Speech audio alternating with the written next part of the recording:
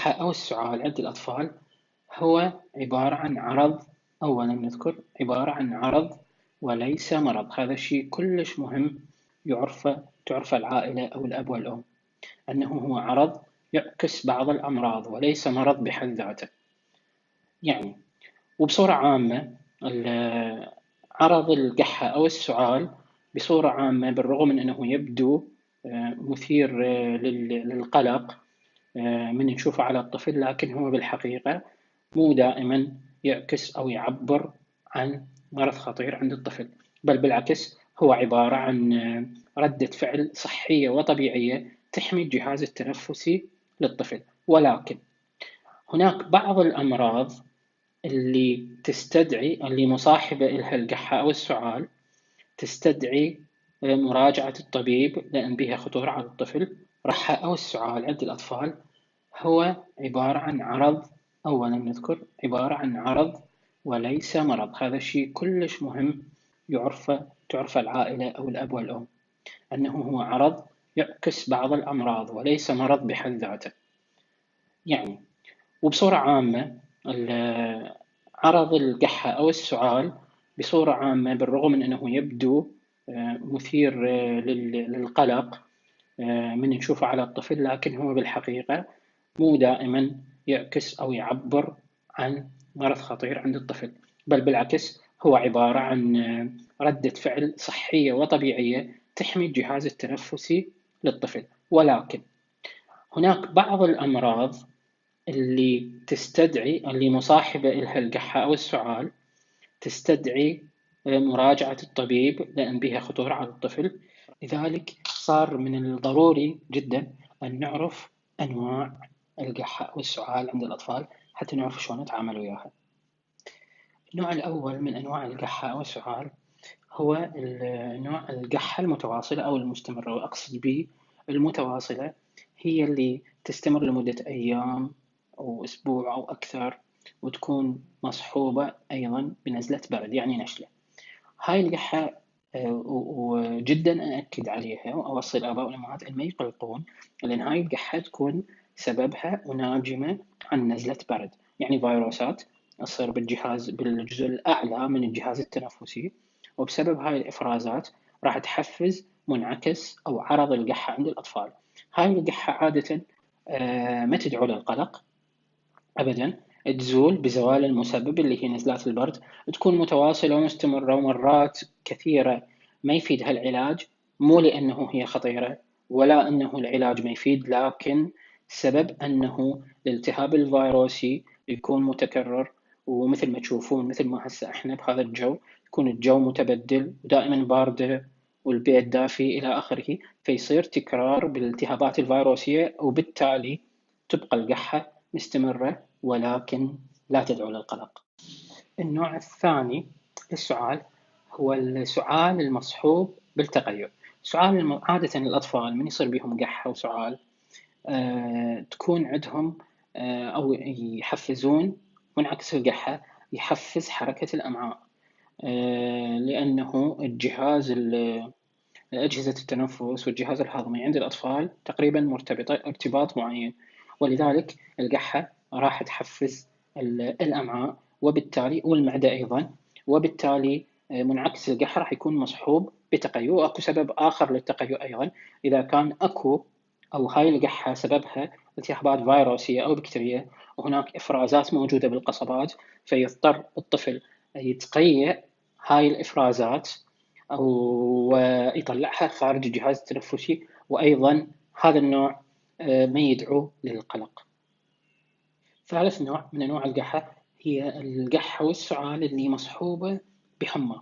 القحة والسعال المصحوبة بحمى ممكن تكون السبب نزلة البرد بهاي الحالة أو التهاب فيروسي لنزلة البرد الشائع يعني النشلة، وبهاي الحالة راح تكون الحمى أقل من 39. خلينا ننتبه أقل من 39، وهاي علاجها بسيط جدا، وهو أنه نعطي ملطفات للسعال ونعطي أيضا خافضات للحرارة.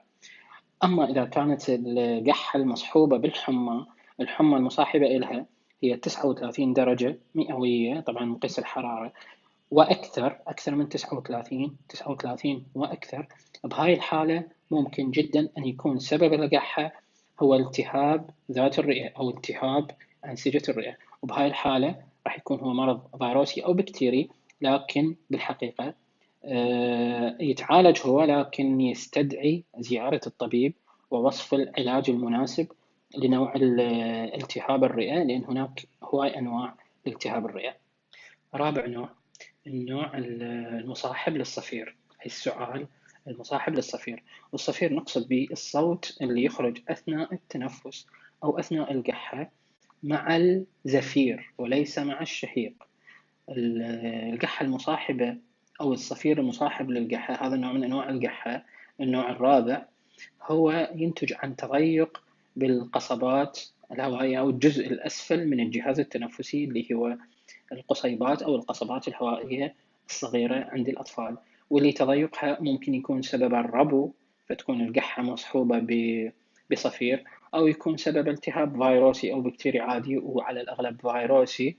ولكن هذا الالتهاب الفيروسي اللي حكينا عنه بالإضافة إلى الحمى ونزلة البرد يكون مصحوب بتضيق قصبات أيضا، فتكون القحة مصحوبة بصفير.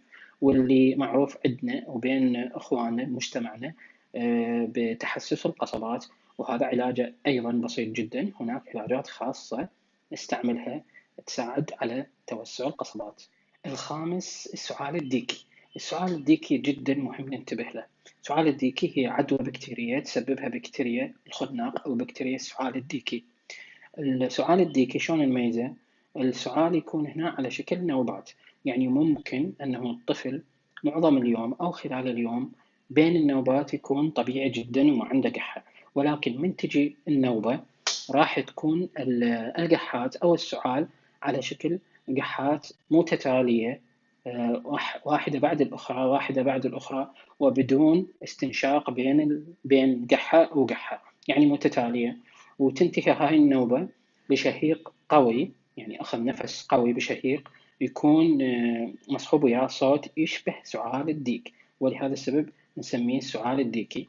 وبعض الأحيان أيضا تكون مصحوبة بتقيؤ شديد وزرقاق، ومرات يعني جفن أو كرة العين شوية تبرز للخارج، يعني مرات تكون بالنسبة للأهل نوبات مخيفة، ولكن هي سببها بكتيري، وأيضا ممكن تتعالج بأدوية خاصة من المضادات الحيوية لبكتيريا الخناق، وممكن نتقي منها أو نمنع حدوثها بأخذ التطعيم أو اللقاح الخاص بهذا المرض ضمن جدول التلقيحات طبعا. سادس نوع، القحة المدوية أو القحة المصحوبة بصوت خشن، وهي اللي تكون سببها التهاب الحنجرة بأنواع من البكتيريا أو الفيروسات أو الجانب العلوي من الجهاز التنفسي، يعني القصبات الأكبر العليا أو الحنجرة، فتسبب تضيق بالحنجرة، وبالتالي صوت يكون مصحوب أو مرافق للشهيق وليس للزفير،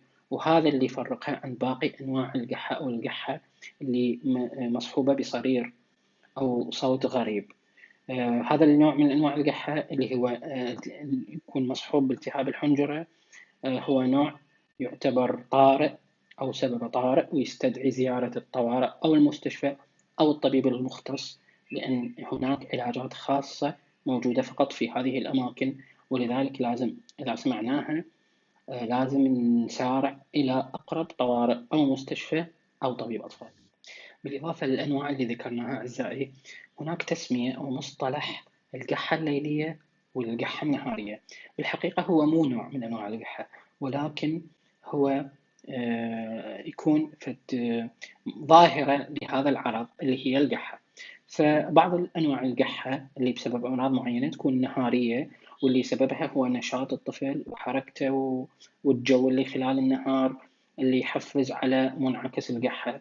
وبهاي الحالة يتطلب من الأهل أن يحافظون على الطفل اللي معرض لهكذا نوع من أنواع القحة أو لهذه الأعراض، أو اللي هو كان مريض أصلا، أنه ما يتعرض لنشاط كثير أو دخان أو غبار أو تغير مفاجئ بدرجات الحرارة.